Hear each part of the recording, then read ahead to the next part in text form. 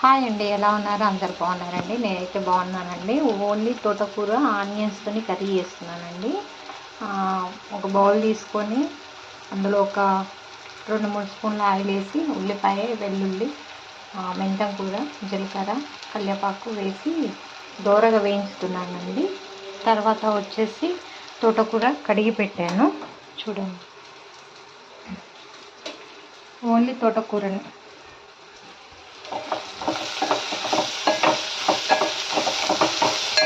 అది కొంచెం దూరగా వేగాక ఇందులో కొంచెం శనగపప్పు కూడా వేసానండి. జస్ట్ పోపుకే వేసాను అంతే. 2 ఎండుమిరపకాయలు, ఒక 6-7 వెల్లుల్లి, చిన్నవి 3 ఉల్లిపాయలు,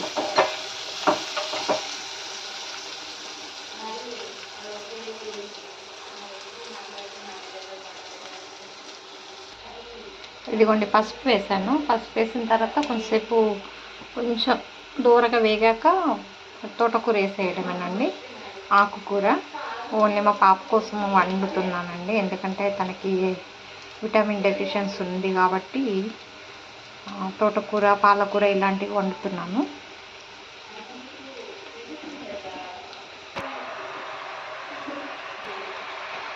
ఇదిగోండి తోటకూర వేసేసాను. నేను కింది మీది కంటే కొంచెం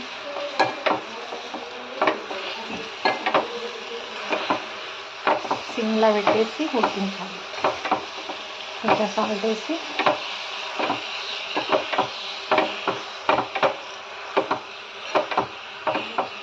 ఓన్లీ తోటకూరే వండుతున్నాను. ఆకుకూర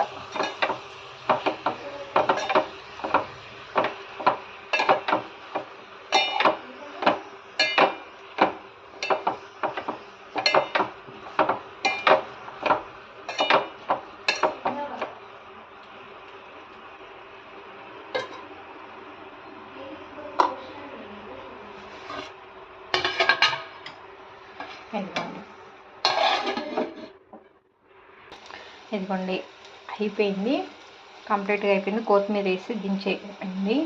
చాలా సింపుల్ ప్రాసెస్ అండి ఇది. తోటకూర అయితే ఒక 5-10 మినిట్స్లో వంట ప్రిపేర్ చేసుకోవచ్చు అండి. ఓకేనా?